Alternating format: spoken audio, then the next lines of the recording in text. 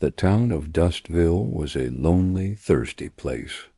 It sat under a sun that seemed to hate the earth, baking the ground until it cracked like an old plate. Nothing grew easily there except for hardship and the power of one man, a man named Silas Grange.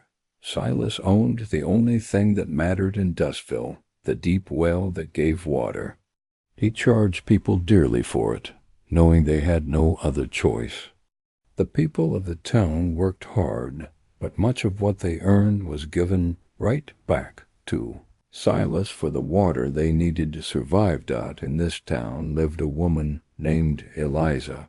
She was quiet, but noticed everything. Eliza was the town's librarian, which meant she was the keeper of words. Her library was a small, dusty building, but to her it was a palace filled with treasure. It held maps, ledgers, and stories from the time when the town was first built. Eliza believed that words and stories held power. She believed that the truth, no matter how old, was always important. One afternoon, while looking for an old book of folk tales, Eliza found something much more valuable. Behind a loose floorboard under a dusty shelf, she discovered a metal box. Inside was a single, yellowing piece of paper. The writing was faded, but she could still read it. Her heart began to beat very fast. It was a legal deed signed by the founders of the town. The deed said clearly that the well and the land around it belonged to everyone in Dustville, to be shared equally. It was a gift from the founders to all the people who would come after them. Eliza held the paper carefully. This changed everything. This meant that Silas Grange was a thief. This meant the town did not have to be poor or afraid anymore. The truth was right in her hands. She knew she had to tell everyone. She had to share this wonderful news. But Silas Grange had eyes everywhere. A man who worked for him, a man who liked to loiter near the library, saw the excited look on Eliza's face. He saw her carefully roll up an old piece of paper and tuck it into her dress pocket. He thought it was suspicious and went immediately to tell Silas.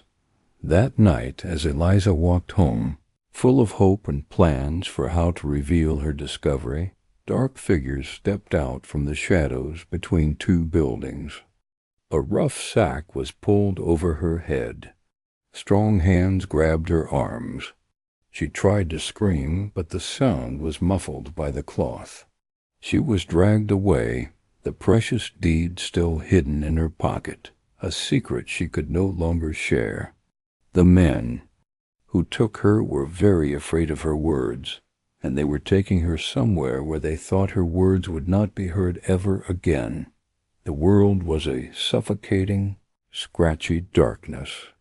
The coarse burlap of the sack scraped against Eliza's cheeks and nose with every jolting movement.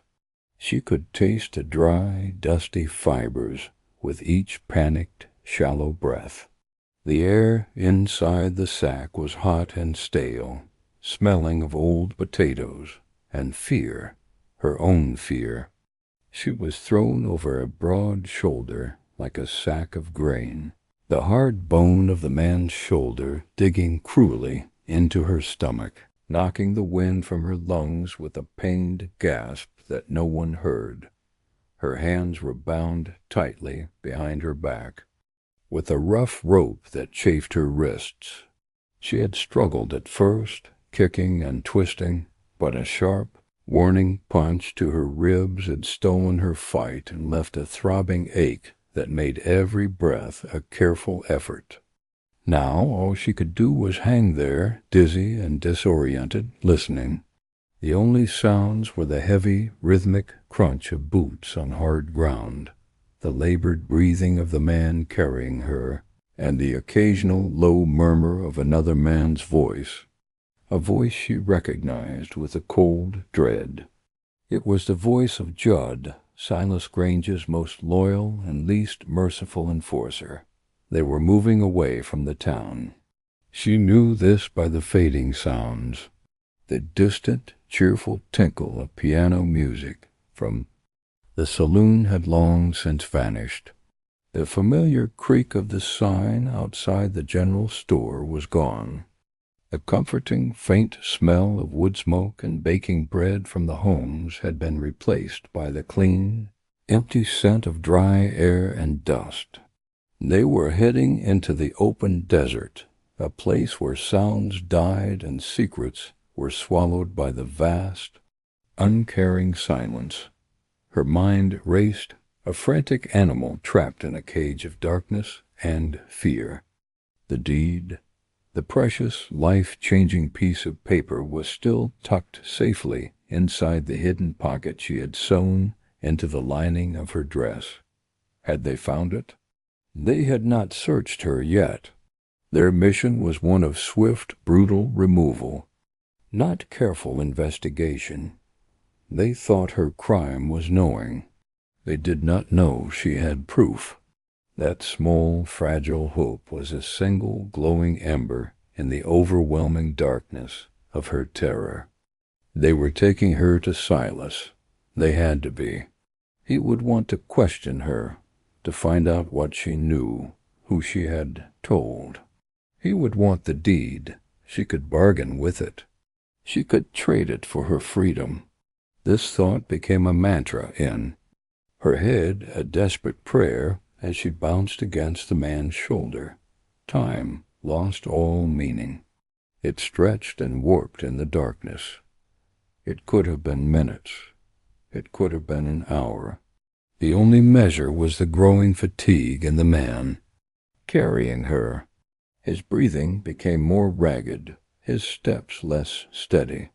She heard him grunt with effort, and then she was unceremoniously dumped onto the hard, stony ground. The impact knocked the last of the air from her lungs.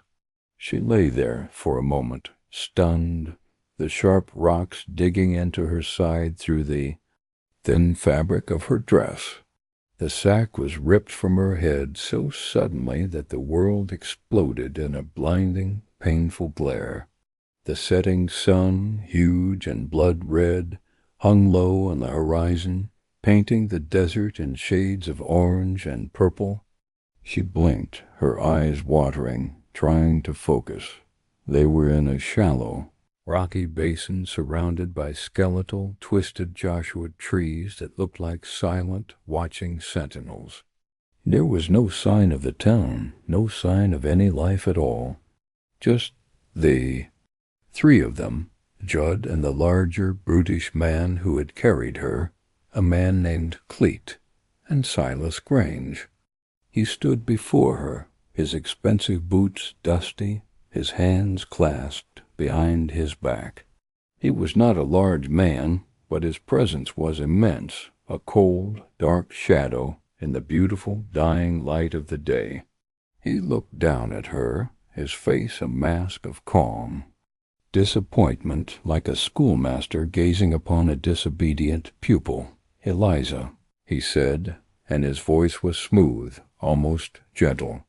It was the most frightening sound she had ever heard.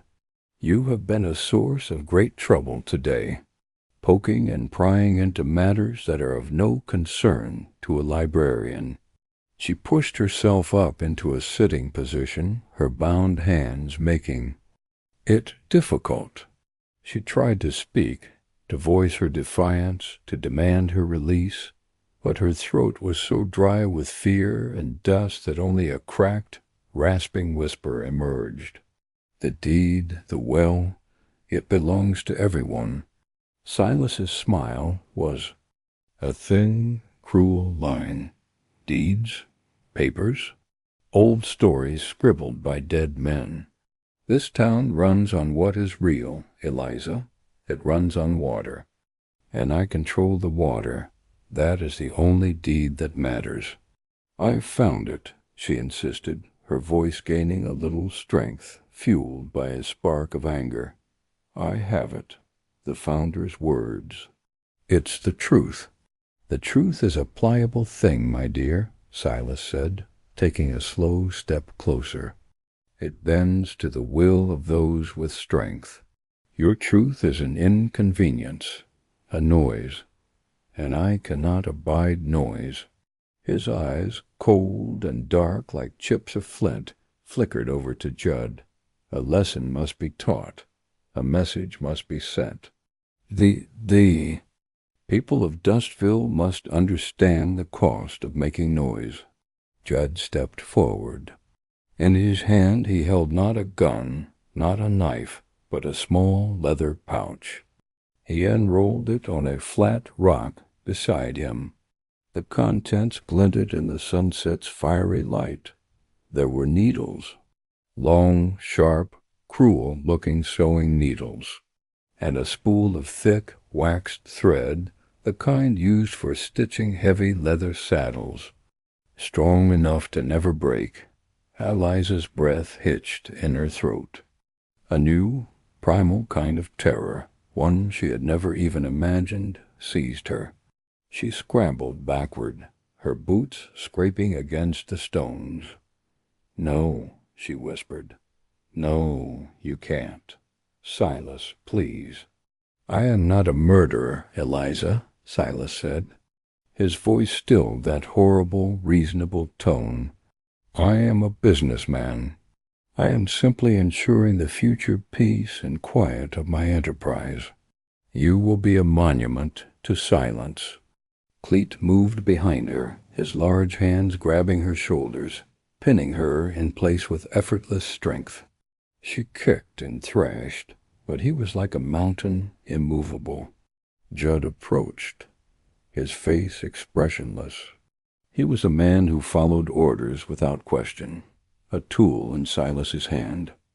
"Hold her head," Judd said, his voice flat. Cleet's meaty hand clamped on the top of her head, forcing it still. Eliza squeezed her eyes shut, tears finally breaking, free and tracing clean paths through the dust on her cheeks. She tried to twist her face away, but the grip was iron. The first touch of the needle was a cold point of pressure on her bottom lip. Then came the pain, a sharp, unbelievable sting, as the metal pierced her skin. She screamed, a raw, guttural sound that was swallowed by the immense emptiness of the desert. Judd worked with a dreadful, methodical slowness. She felt the tug and pull of the thick thread as he drew it through the flesh of her lip, then positioned the needle for the next stitch. Each puncture was a fresh lightning bolt of agony. The pain was not just physical. It was a violation of her very self. Her mouth, which had spoken stories of heroes and adventures, which had sung lullabies to children, and the library, which had laughed with friends, was being brutally sealed shut. The taste of blood filled her mouth, metallic and warm. She choked on it, her screams becoming muffled, wet gurgles as the stitches multiplied, one after nightmarish another, drawing her lips together into a tight, grotesque seam. Silas watched the entire procedure, his arms crossed, his face showing neither pleasure nor disgust, merely a clinical interest, as if he were observing a difficult but necessary bit of carpentry. When Judd was finished, he bit off the excess thread with his teeth and stepped back. "It's done," Cleet released her. Eliza collapsed forward onto her hands and knees, her whole body trembling violently. Sobs racked her frame, but they were trapped, silent, horrible convulsions that made the new stitches pull and burn. She could only breathe in short, frantic, whistling snorts through her nose. The world had shrunk to this single, overwhelming sensation of pain and confinement. Silas walked over and stood above her. "Look at me." She didn't. She couldn't. She kept her forehead pressed to the cold ground. I said, "Look at me." He barked. his calm facade finally cracking to reveal the venom beneath. Slowly, painfully, she raised her head. Her vision was blurred with tears, but she could see his satisfied smile. Asterisk, there, he said softly. Now you are no longer a librarian. You are a lesson. Think on that in the silence. He turned to his men. Leave her. The desert will do the rest. It's tidier that way. Without another glance, the three men turned and walked away. She heard their footsteps recede, the crunch of gravel growing fainter and fainter, until there was nothing. Nothing but the sound of the wind sighing through the Joshua trees, a sound that now seemed to be mocking her. She was alone. The last sliver of the sun dipped below the horizon, and a deep, profound cold began to seep into the air, a shocking contrast to the day's heat. The beautiful colors bled from the sky, replaced by a deep, indifferent purple, and then an inky blackness studded with a million cold, twinkling stars. The full weight of her situation crashed down upon her. She was in the middle of the vast, empty desert. Her hands were tied. Her mouth was sewn shut. She had no water, no food, no way to call for help. The pain in her lips was a constant, throbbing fire. The deed in her pocket was now a worthless scrap of paper. It could not save her. Nothing could save her. Despair, black and heavy, threatened to pull her under.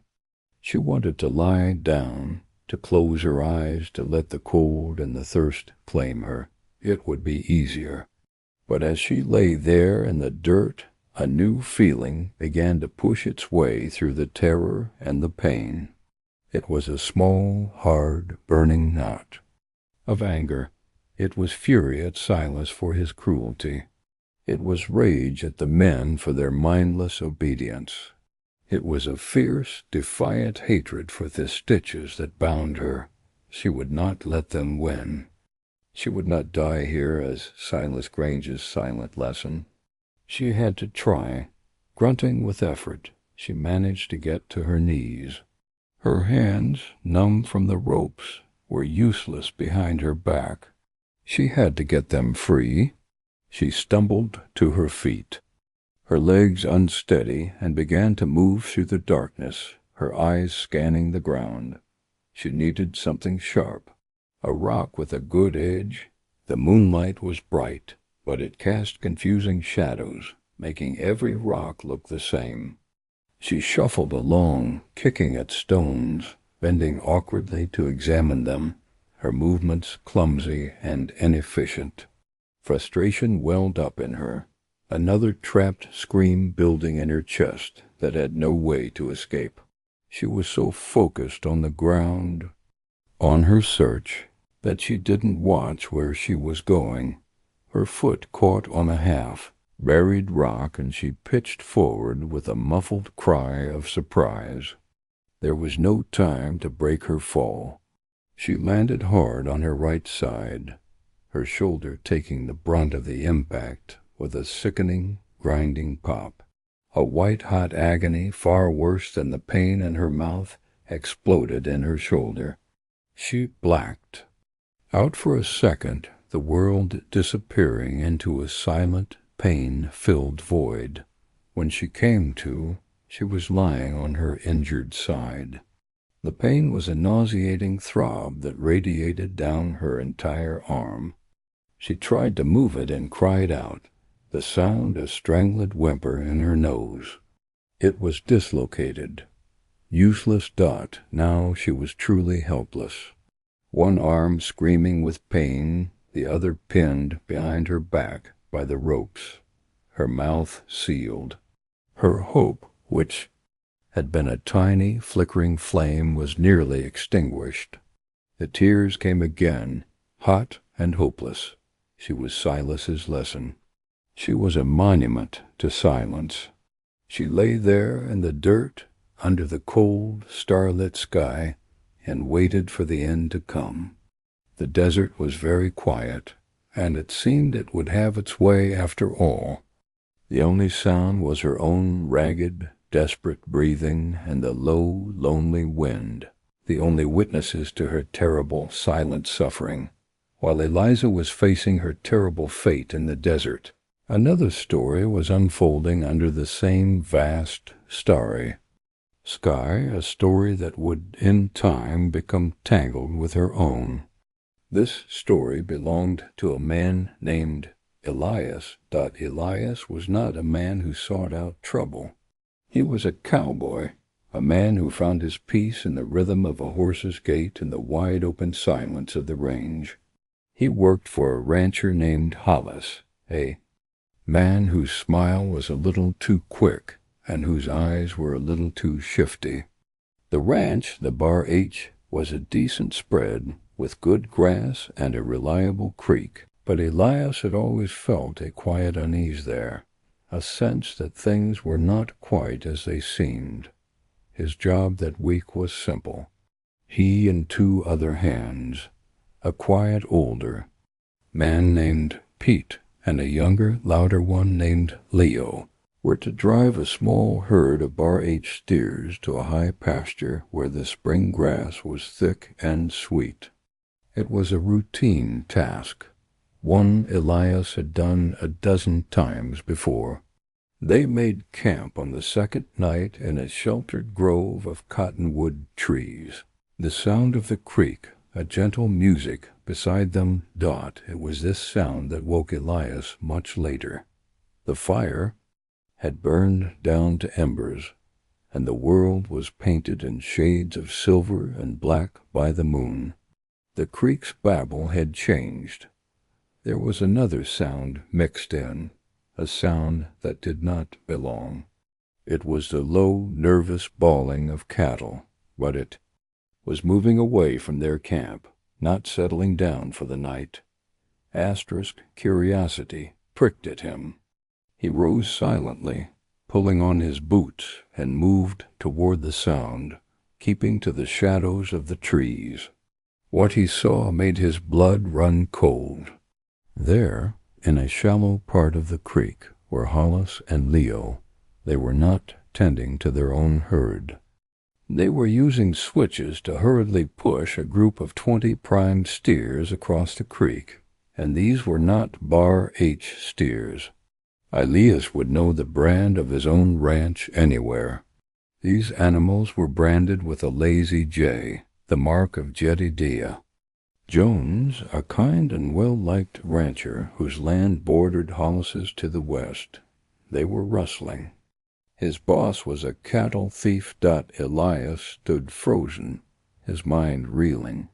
This explained the new money Hollis had been flashing around, the fancy new saddle he'd bought. It explained the uneasy feeling that had dogged Elias for months.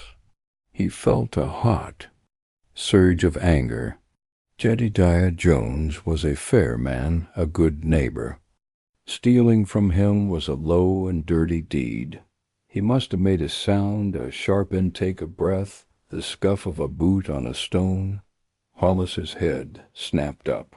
His eyes, reflecting the moonlight, scanned the tree line and locked directly onto Elias's hiding place. There was no fear in those eyes, only a swift, calculating coldness. Elias? Hollis's voice cut through the night, too calm. That you, son? Come on out here. I can explain. Every instinct in Elias's body told him to run, to melt back into the trees, and pretend he had seen nothing. But his feet felt rooted to the spot. He stepped out into the open, his hands held slightly away from his body. "Boss," he said, his voice tight, "those are Jedediah's beeves." Hollis offered that too quick smile. "It's not what it looks like, Elias.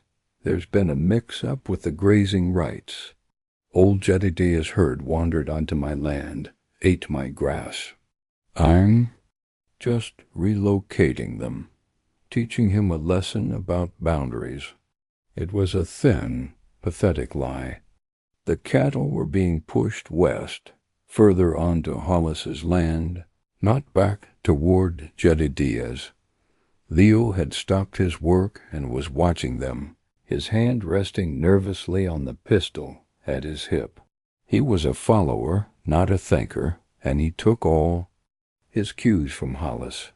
"That's the Lazy J brand, clear as day," Elias said, his courage growing with his anger. "You're stealing from him. I won't be a part of this. I'm riding to town at first light. I'll have to tell the sheriff what I saw." The friendly pretense vanished from Hollis's face like a snuffed candle. The mask fell away, revealing the hard, greedy man beneath. "Now, that would be a very foolish thing to do, son," he said, his voice dropping to a low, dangerous growl. "A man can get hurt sticking his nose where it don't belong. It's the right thing to do." Elias insisted, though a knot of fear was tightening in his stomach. Hollis sighed, a sound of exaggerated disappointment. He took a step closer. "Right thing, wrong thing. Those are words for church on Sunday. Out here there's only smart and dead. Now you're a good hand, Elias. Strong, quiet. I like that. You forget what you saw tonight, you ride back to the bunkhouse in the morning, and you'll get a bonus in your pay. A big one. We can all profit from this little misunderstanding." Asterisk, he was being offered a bribe, a share of the stolen goods to buy his silence. The thought made Elias feel sick. He shook his head slowly. "No, sir, I can't do that. I won't." The change in Hollis was instantaneous and terrifying. His face contorted with rage. "Then you've made your choice," he snarled.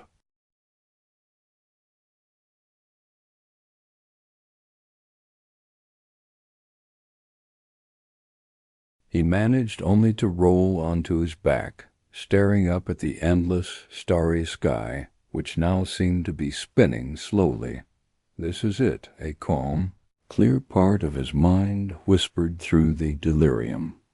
This is where it ends. Dying alone in the dirt for doing the right thing. The thought was not even frightening anymore. It was just a fact, as cold and hard as the stones beneath him. He would die here, and the coyotes and the vultures would pick his bones clean, and no one would ever know what happened to him. Hollis would win. A profound loneliness, deeper and more vast than the desert itself, settled over him. He thought of the friends he had left behind in other towns, the family he had lost years ago. He wished, more than anything, for a kind voice, a helping hand as sign that he had not been completely forgotten by the world. He closed his eyes, ready to surrender to the darkness. A sound dot, it was faint, almost not a sound at all, more a vibration in the air. A scuffing, a slow, dragging shuffle over sand and rock. Elias's eyes fluttered open. His fevered mind conjured images of a mountain lion, drawn by the scent of his blood, or a rattlesnake coiling in the dark. He held his breath, listening.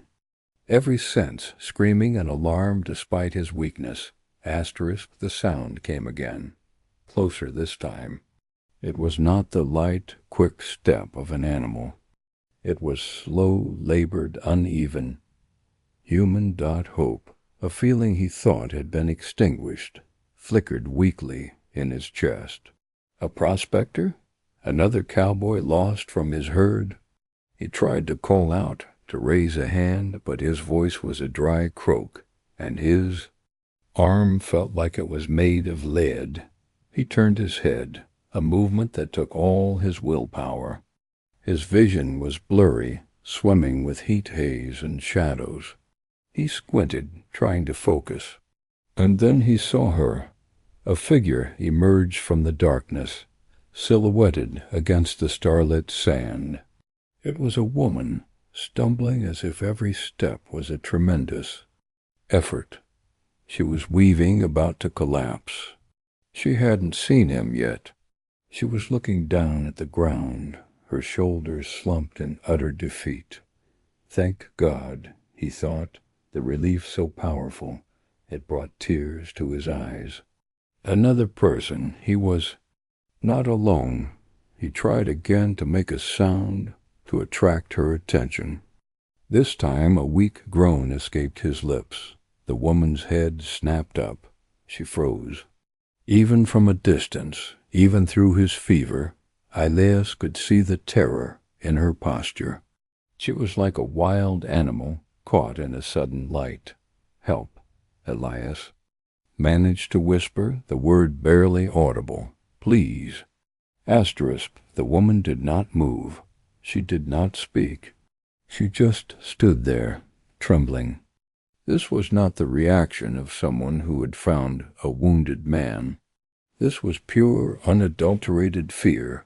Confusion cut through Elias's delirium. Why was she just standing there?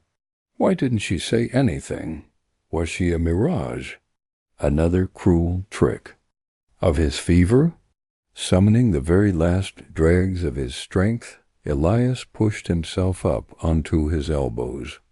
The movement made the world swim, but he fought to keep his eyes open, to see her clearly. The moon, which had been hiding behind a thin veil of cloud, chose that moment to shine forth with a sudden, silvery brilliance. The light fell directly on the woman's face, and Elias saw.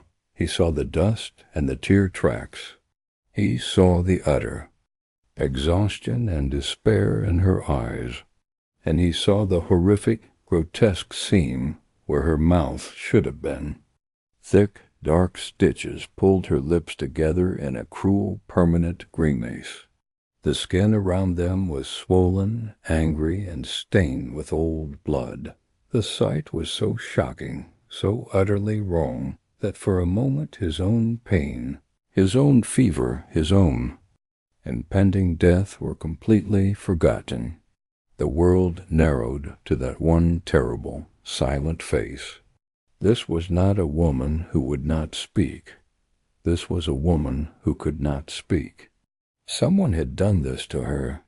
Someone had deliberately, viciously, stolen her voice and left her here to die. A cold, clean fury washed through him, momentarily burning away the fever's haze.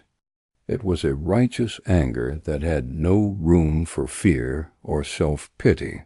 The loneliness vanished, replaced by a fierce, protective need. This was why he had held on. This was why he had not died yet. Not to save himself, but to see this. To bear witness to this evil. His eyes met hers. In that shared look under the cold moon, an entire conversation passed between them without a single word. He saw her bottomless terror, her shame, her hopelessness, and she saw his shock, his understanding, and the sudden, determined fire that had ignited in his gaze. He was a dying man. He knew it. He could feel the life slowly seeping out of him into the sand, but he was not dead yet. And while he still had a single breath left in his body, he would not let this abomination stand. With a grunt of immense effort, his body screaming in protest, he shifted his weight and began to slowly, painfully, drag himself toward her. His movements were clumsy, pathetic, like a wounded insect. But his eyes never left hers. They held a promise. A purpose. He had found a reason to use his last moments on earth. He was going to give this silent woman back her voice. The world had shrunk to the space between them, a few feet of sand and stone that felt like a vast, impossible distance. Elias dragged himself forward, each movement a fresh agony. The grit scraped against his raw hands. The fire in his side roared with every inch he gained. a white-hot blaze that threatened to consume what little consciousness he had left. His breath came in wet, ragged rasps, and the metallic taste of blood filled his own mouth. He was a ruin of a man, falling apart with every painful effort that Eliza watched him come, her body frozen in a paralysis of fear and disbelief. Her first instinct, honed by the recent horror, was to flee. This crawling, groaning man was another threat, another monster emerging from the desert to deliver more pain. She took a stumbling step backward, her eyes wide with a primal terror, but then she stopped. She forced herself to really look at him past her own fear. She saw the pallor of his skin, ghostly in the moonlight. She saw the dark, wet stain that spread across his shirt and onto the sand beneath him, a stain that was clearly still growing. She saw the way his arms trembled with the effort of pulling his own weight, the way his head hung low between efforts, as if he lacked the strength even to hold it up. This was not an attacker. This was another victim. The desert was collecting them. It seemed broken people left to die alone. Her heart, which had been clenched tight like a fist inside her chest, began to loosen its grip. Pity, a feeling she thought had been extinguished by her own suffering, stirred weakly. Elias stopped his agonizing crawl, collapsing onto his stomach just an arm's length away from her. He lay there for a moment, gathering the strength to lift his head. When he did, his eyes found hers again. They were clouded with pain, glazed with fever, but the determination in them was unmistakable. It was a clean, sharp light in the midst of his ruin. He tried to speak, but his voice was a dry, broken thing. "Not gonna hurt you," he managed to force out, the words slurred and breathy. He gestured weakly, a vague motion toward his own face, then toward her. "Need to cut." Eliza flinched, her hand flying up instinctively to cover her violated mouth. The memory of the needle, the pull of the thread, was still a fresh, searing brand on her soul. The idea of another blade coming near her, of more pain, made her stomach clench with nausea. She shook her head violently, taking another step back. No, never again. A look of profound frustration crossed Elias's face. He was failing. He was dying, and he was failing to communicate the one thing that mattered. His eyes darted around, searching the ground, searching his own body for something, anything, to show her his intent. His gaze fell upon his right boot. With a groan that seemed to come from the very depths of his being, he rolled onto his side, hurling around the pain in his abdomen. He reached down, his fingers fumbling with the leather of his boot. After a moment of struggle, he pulled a small knife from a hidden sheath strapped to his ankle. It was not a weapon for fighting. It was a tool.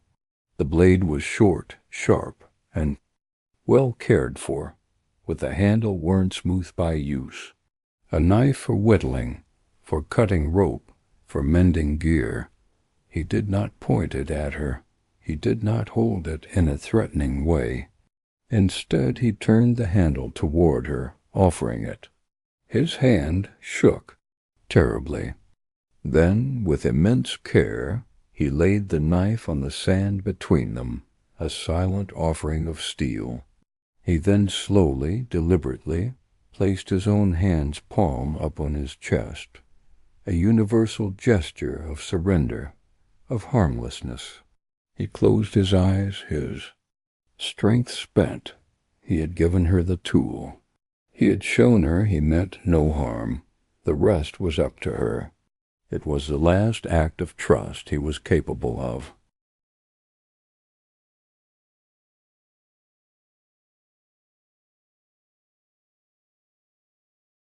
Eliza stared at the knife.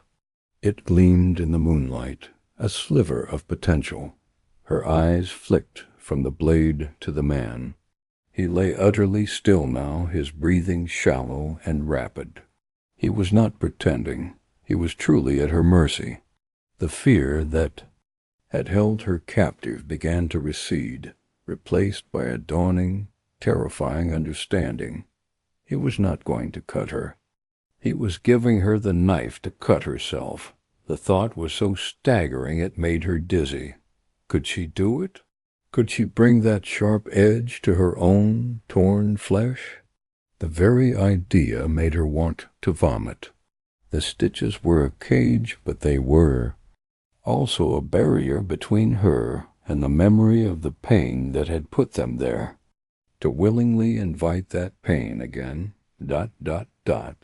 But then she looked at the man, a stranger, a man who was clearly dying, and his last conscious act had been to give her this chance. He had seen her nightmare, and his final thought had been to offer her a key. To waste that sacrifice, to let his kindness be for nothing, that would be a tragedy greater than her fear.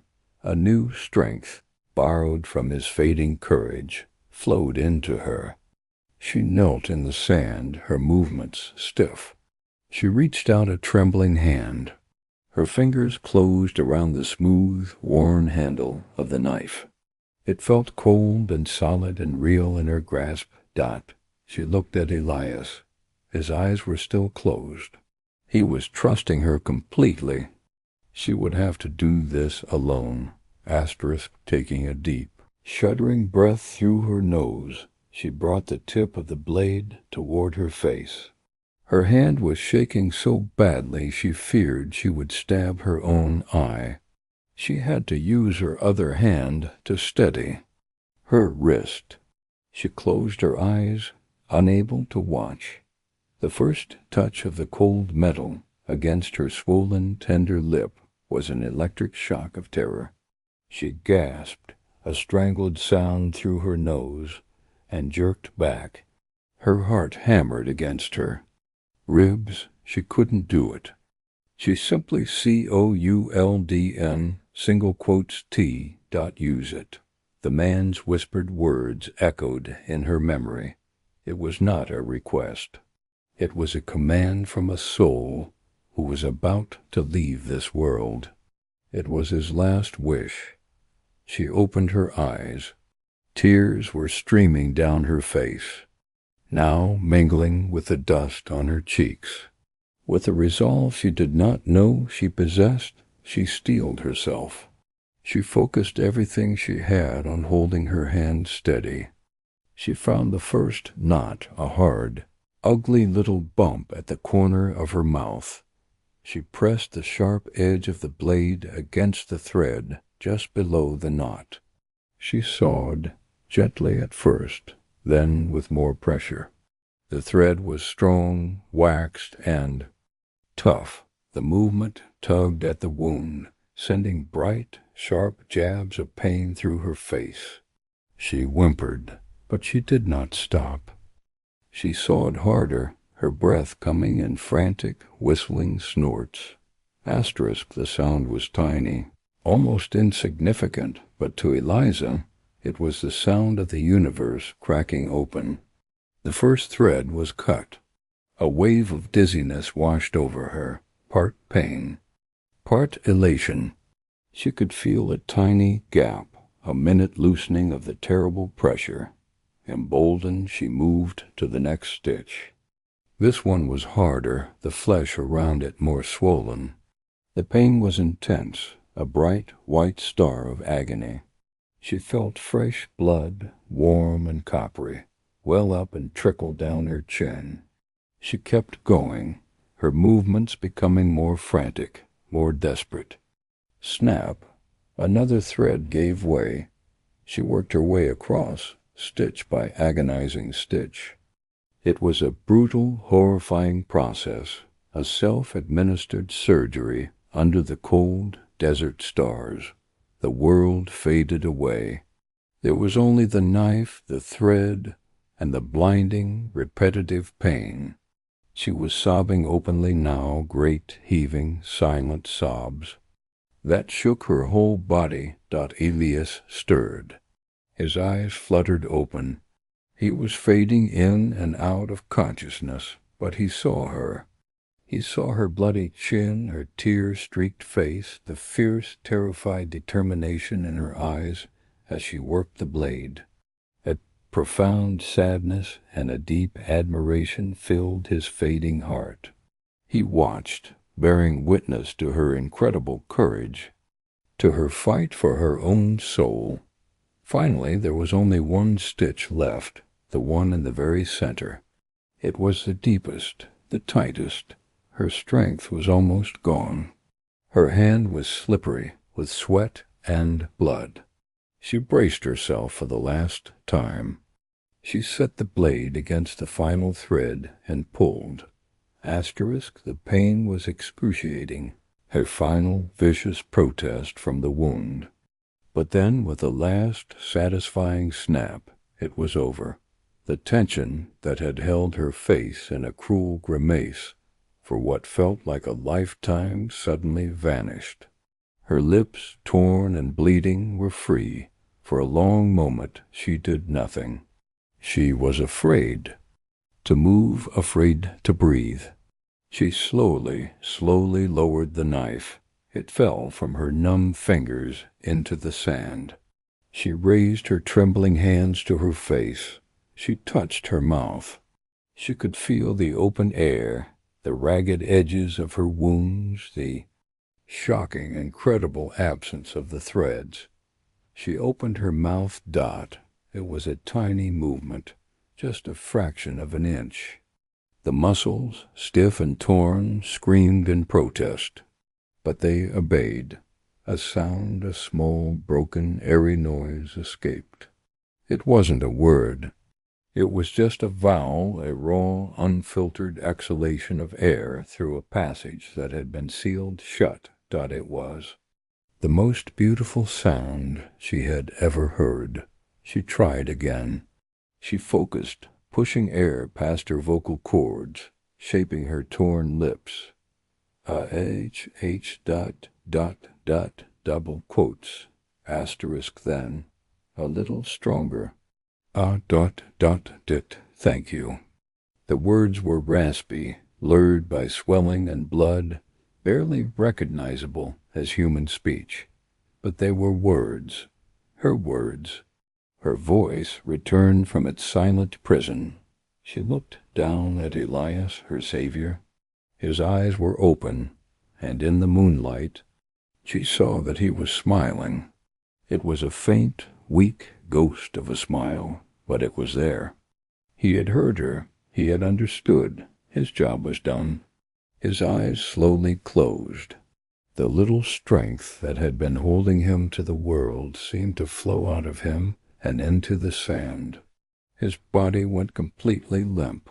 The shallow rise and fall of his chest slowed, then became almost imperceptible. Eliza's moment of triumph vanished, replaced by a cold, sharp fear. He was not just resting. He was leaving. He had given her life, and now he was slipping away. "No," she croaked, her new voice rough and painful. She scrambled toward him on her knees. "No, don't you go. Don't you dare go." She had her voice back, but she would not lose him. She would not let this kind, brave man become just another secret the desert kept. The fight was not over. It had only just begun. The word hung in the hot, still air, a miracle of sound where there had been only silence. For a moment, nothing happened. The ranch yard was quiet, save for the lazy buzzing of flies and the slow creak of the windmill. Eliza's heart hammered against her ribs. Had she been too quiet? Had her raw, broken voice not been enough? Had she imagined the entire ranch a final cruel joke played by her dying mind? Then the front door of the ranch house creaked open. A woman stood there, wiping her hands on a flour-dusted apron. She was middle-aged, with a kind, weathered face etched with lines from sun and smiles. Her name was Martha.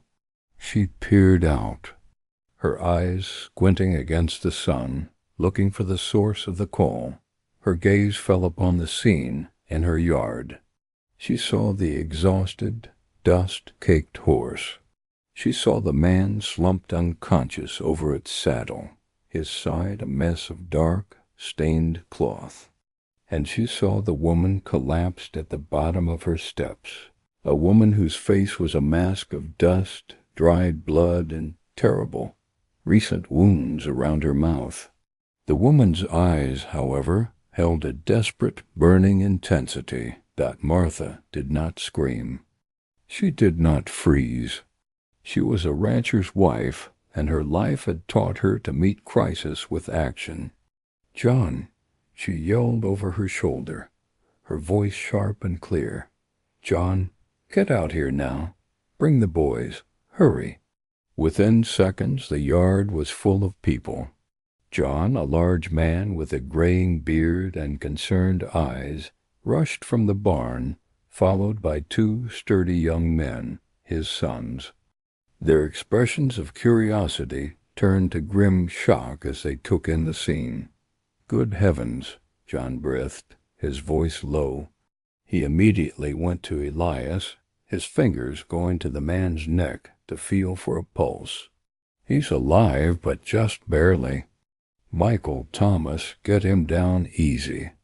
Carry him inside to the spare room. Martha, get the medical kit, lots of hot water, and clean linens." The sons moved with a gentle efficiency, carefully lifting Elias from Bill's saddle and carrying him into the cool darkness of the house. John then turned to Eliza. He knelt beside her, his movements slow and careful so as not to startle her. "Easy now, miss," he said, his voice a deep, calming rumble. "You're safe now? Can you tell me what happened?" Eliza tried to speak, but the words caught in her dry, ravaged throat. She coughed, a painful, wrenching sound. Martha was there in an instant, holding a dipper of cool, fresh water from the rain barrel. She held it to Eliza's lips. "Small sips, now," Martha said softly. "Just small sips." The water was the most wonderful thing Eliza had ever tasted. It was life itself, cooling her parched throat, washing away the taste of blood and dust. After a few sips, she found her voice again, though it was still a painful whisper. "Silas Grange," she rasped, the name itself tasting like poison. "He did this to silence me?" "And him," she gestured weakly toward the house where Elias had been. "Taken. He was stabbed. He saved me." John and Martha exchanged a long, dark look. The name Silas Grange was known to them, and nothing good was ever associated with it. "Let's get you inside, child," Martha said, her arm around Eliza's shoulders, helping her to stand. "We'll hear the whole story when you're able." The next few hours were a blur of kindness and care. Martha tended to Eliza's wounds with a gentle expertise, cleaning the torn flesh around her mouth with a soft cloth and a mild antiseptic that stung but promised healing. She gave her a soft, clean dress to wear and a bowl of broth, which Eliza ate slowly, carefully, each movement of her jaw a reminder of her ordeal. Meanwhile, John and his sons worked over Elias. They cleaned and stitched his knife wound, fighting the infection that had already taken hold. They cooled his fever with wet cloths and forced water, mixed with a little whiskey, between his lips. It was a long, tense battle, but the rancher's family did not give up on him. Later, as the sun began to set, painting the sky in peaceful shades of orange and purple. Eliza sat at the kitchen table, her hands wrapped around a warm mug of tea. She told them everything. She told them about the deed she had found. She told them about her abduction, the terrible sewing of her lips, and being left to die. She told them about Elias stumbling into her nightmare, a dying man who had used his last strength to offer her a knife and a chance. John listened, his face growing grimmer with every word. When she was finished, he slammed his hand on the table, making the mugs jump. "That's enough," he growled. "That's more than enough. Silas Grange has terrorized Dustville for too long, but this is pure evil." He stood up, his decision made. "Michael, ride to the sheriff in Willow Creek. Tell him everything. Tell him we need a real lawman here, not that old fool in Dustville who's in Silas's pocket. Thomas, you ride to Jedediah Jones's spread. Tell him what happened to his cowboy and what his neighbor Hollis has been up to. I have a feeling Jedediah will want to bring a few of his own men." The ranch sprang into action. The sons saddled fresh horses and rode off into the twilight, their missions urgent. 2 days passed. Elias's fever broke. He woke up weak and confused, but alive. When he opened his eyes and saw Eliza sitting in a chair by his bedside, her mouth healing, her eyes clear, a look of profound relief washed over his pale face. No words were needed between them. Their shared ordeal had created a bond deeper than language.